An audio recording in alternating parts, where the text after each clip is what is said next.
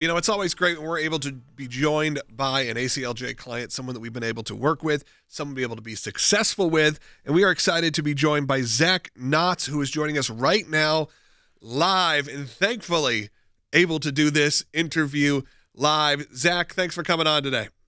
Absolutely. Thank you so much for having me. It's an honor to be here. All right, let's start at the beginning here. Give us a little background on your ministry, what you've been doing, and who you are, and then we'll get to why we needed to get involved. Yeah, absolutely. So my wife and I go to the Northeast Ohio Women's Center in Cuyahoga Falls, Ohio, every Saturday morning. Been going for about 5 months now, and we minister to the women. We offer whatever assistance they need while we're out there, whether it's if they want to give their child up for adoption, if they need financial assistance, whatever it is, we're there prepared and willing to give whatever they need before they go inside. And it's been a challenge just because of the resistance we face, but that's what we do every Saturday morning. We do it for the glory of God, and we're grateful to be there. My wife was actually saved from an abortion, so that's why we have a really personal touch to this. Her mother was on her way back to her appointment, and God literally gave her a vision.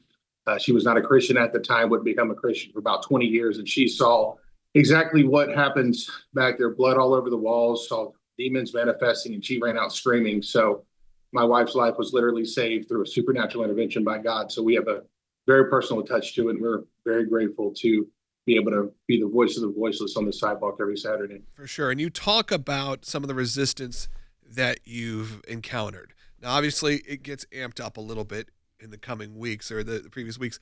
But before that, what did that look like on these streets when you were there trying to convince people, to talk to people, to counsel people, to make the right decision, to choose life there? But what is that resistance? Because I think when you hear someone like Ohio, a place that, Midwest, we're not talking about, you're not doing this in LA, you're not doing this in New York, where you feel like the resistance would be stronger. But what is it like there? Yeah, so the clinic has 8 to 10 escorts every Saturday. So they park in the back. So we have about 10 or 15 seconds to try to speak as loudly as we can so they can hear us over the kazoos, the whistles, the cowbells, the tambourines, and the music. So it's very difficult to get our voices heard. We have such a short period of time to say anything just to try to get our voices heard.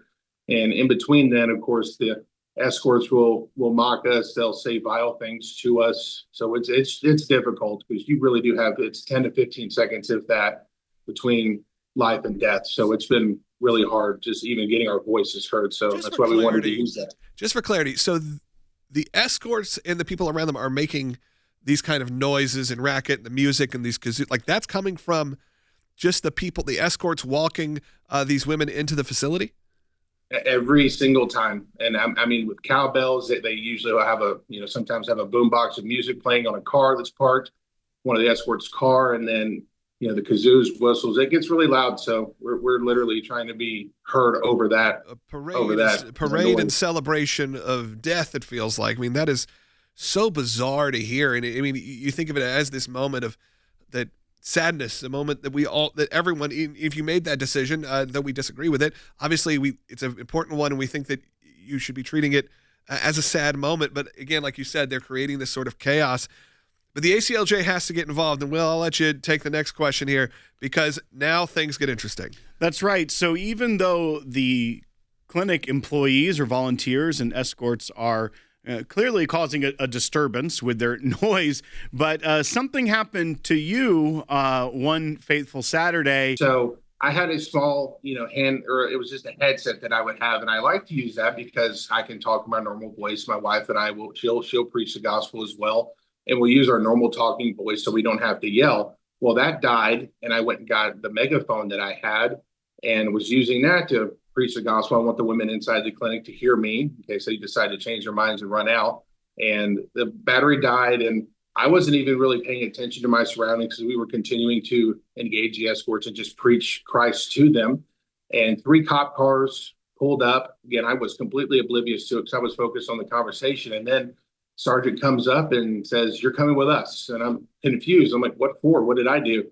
And he says, "Not the time for questions. You're coming with us." And then I'm still confused. And then he threatens to place me under arrest if I don't walk with him. So under threat of arrest, I walked with him to the squad car, and they put me in the back, and they charged me with disorderly conduct for being too loud and causing annoyance or inconvenience was the actual charge.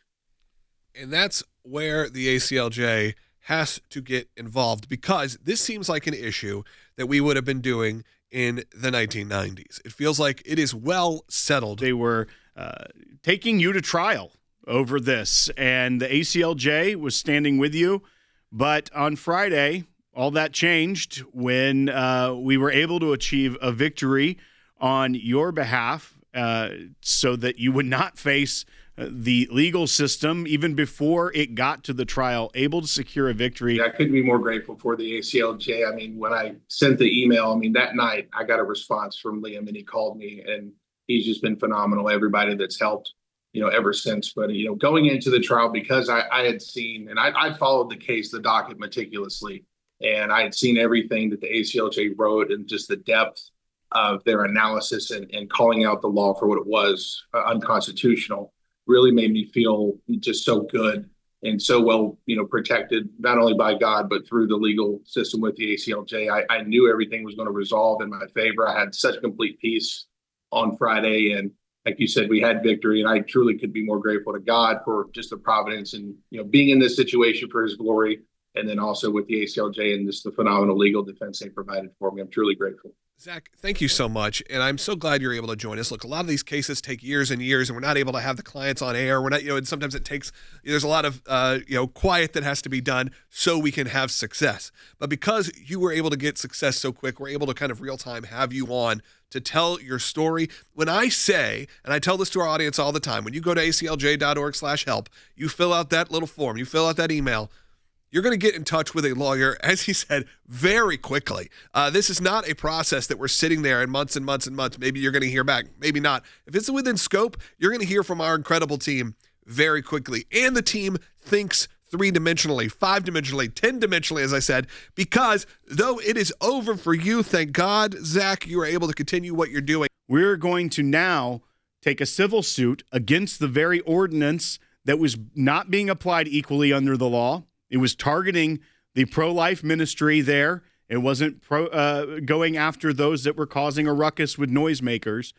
And so we are proud that we can now stand alongside you to represent you to try and push back against the law so that this won't happen again. Yeah, exactly. And that's one thing that I love about the ACLJ is just setting a precedent for people like me and my wife and our friends on the sidewalk that are going to be the voice of the voiceless and just fighting against tyranny is what it is. Like you said, they, charged me, but, the escorts were making just as much, if not more noise with musical instruments, which is also forbidden in the same ordinance, and they weren't cited either. So to be able to do this and to just, tell everybody that's, on the sidewalk preaching the gospel and sharing the good news of Christ with women, escorts, everybody, you have a right to be there, and you have a right for your voice to be heard, and you don't, if the government comes after you, you have to fight back and stand there for the glory of God. Thank you for reaching out and understanding that we are there if you need us. And the ACLJ is available to you as well if you're listening or watching right now. Go to aclj.org/help. If it's within scope, we'll take care of it. Also, you want to make sure we are there for you when you need it and when people like Zach need it at no cost to them. And we can do that, obviously, with your support. So if you want to make a donation, it's a great time to do it. Hopefully you're inspired by this story from Zach. And again, Zach, continue fighting on, continue the good fight for life. And we really appreciate you joining us today. We are so excited to announce the ACLJ's brand new app, completely redesigned to provide you with the best tools available to partner with us at the ACLJ. You can watch the daily Secular program, sign the petitions, customize your ACLJ membership experience, donate with the click of a button, and receive up-to-the-minute critical updates that the mainstream media can't censor. Just scan the QR code on your screen or go to your phone's app store, search ACLJ, and click install. It's that simple.